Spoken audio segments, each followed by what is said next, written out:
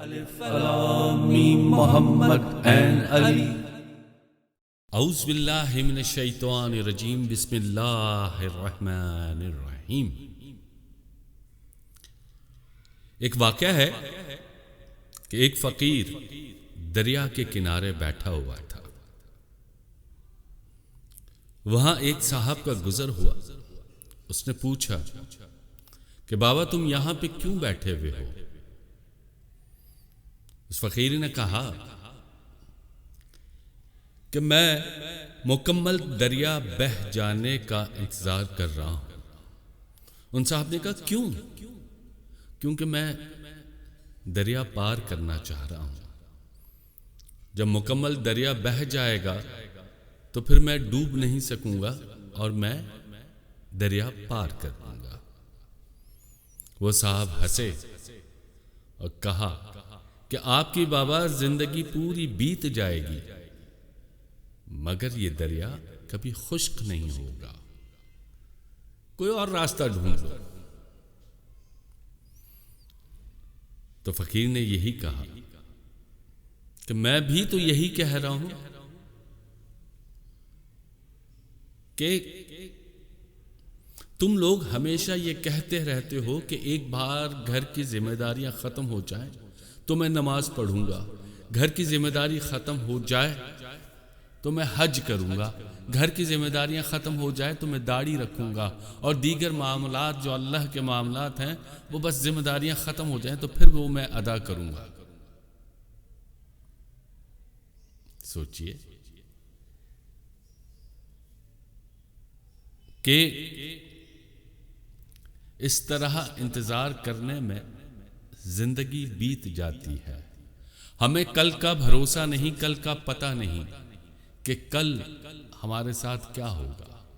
آیا ہم زندہ بھی ہوں گے یا نہیں ہوں گے؟ تو اس لیے کہتے ہیں کہ جو آج کا کام ہے وہ آج ہی کر جا. کل کا کوئی بھروسہ نہیں، کل کا کچھ پتہ نہیں.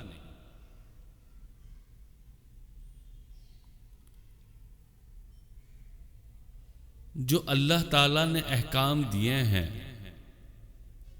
ان کو پورا کرنا ہے. ہر صورت میں انتظار نہیں کرنا کہ یہ ہو جائے گا، یہ کام ہو جائے گا تو پھر میں یہ کروں گا. نہیں،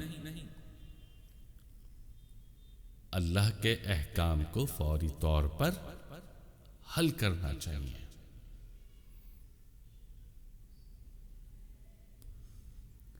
جیسے کہ نماز ہے، نماز تو پہلی فرصت میں ادا کر دینی چاہیے. یعنی کہ یہ حکم ہے کہ نماز اول وقت میں ادا کر دینی چاہیے. کیونکہ بعض لوگ میں نے دیکھے ہیں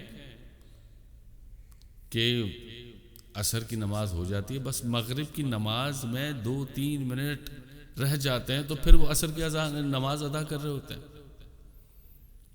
اس لیے حکم ہے کہ نماز کو پہلے وقت میں ادا کر دو، اور جو تمہارے حکم ہے، شرعی حکم ہے تم پر، وہ تم بھی فوری طور پر ادا کر دو. اس انتظار میں نہ رہو کہ یہ وقت آئے گا تو کر لوں گا. نہیں، یہ وقت ہے، اس وقت آپ کو ادا کر دینا چاہیے. جیسے کہ دریا کے کنارے فقیر بیٹھا ہوا تھا، وہ کسی کو سبق دینے کے لیے کہ دریا کے سوکھنے کا انتظار کر رہا ہوں، دریا کے بہہ جانے کا انتظار کر رہا ہوں، اور پھر میں دریا عبور کروں گا. نہیں، وہ سبق دینے کے لیے واقعہ یہ بات کہی انہوں نے. تو زندگی آسان ہے، اس کو مشکل ہم خود بناتے ہیں. آج کا کام اگر ہم آج کریں گے تو کل ہم پہ برڈن نہیں ہوگا، کل کا کام ہم کل ہی کریں گے. اگر ہم یہ سوچ لیں کہ آج کا کام کل کریں گے تو پھر وہ کل کبھی نہیں آتی. اور جب کل کبھی نہیں آتی تو وقت گزر جاتا ہے. ایک لکھا تھا میں نے کچھ کہ وقت آتا رہا وقت جاتا رہا وقت کو وقت پکارتا رہا، وقت آتا رہا وقت جاتا رہا وقت کو وقت پکارتا رہا، جب پیچھے مڑ کر دیکھا تو اس وقت وقت ہی نہ رہا۔ یعنی کہ ہمارے پاس جو بھی وقت ہے ہم اس وقت کی قدر نہیں کر رہے، جب وہ وقت گزر جاتا ہے تو پھر ہمیں احساس ہوتا ہے اور پھر وہ وقت ہمارے ہاتھ میں نہیں رہتا۔ تو اللہ پاک سے دعا ہے کہ ہم کو ہر کام وقت پہ ادا کرنے کی توفیق عطا فرمائے۔ توفیق تو اس نے عطا فرمائی بھی ہے کہ وہ جو ہماری جو نااہلی ہے، جو ہماری سستی ہے، اس سستی کی بنا پر ہم وقت پر چیزیں وہ کام نہیں کر پا رہے۔ تو اس لیے دوستو وقت کی قدر کرو، وقت بڑا ظالم ہے، جس وقت جو ہونا ہے وہ ہو کے رہے گا۔ اس انتظار میں نہ رہیں کہ کل اچھا وقت آئے گا، نہیں، اچھا وقت ہمارا آج ہے۔ ہماری 3 چیزیں ہیں، ماضی، حال، مستقبل۔ سب سے امپورٹنٹ چیز ہے وہ ہے حال، ابھی موجودہ وقت۔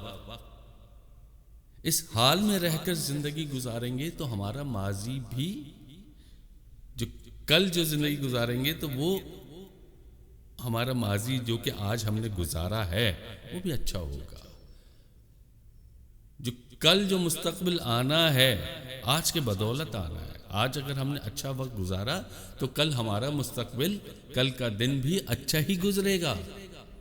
جب آج ہم نے اس لمحے کو ضائع کر دیا تو ڈیفینیٹلی کل جو آنے والا وقت ہے، جو مستقبل ہے ہمارا، وہ بھی اچھا نہیں رہے گا۔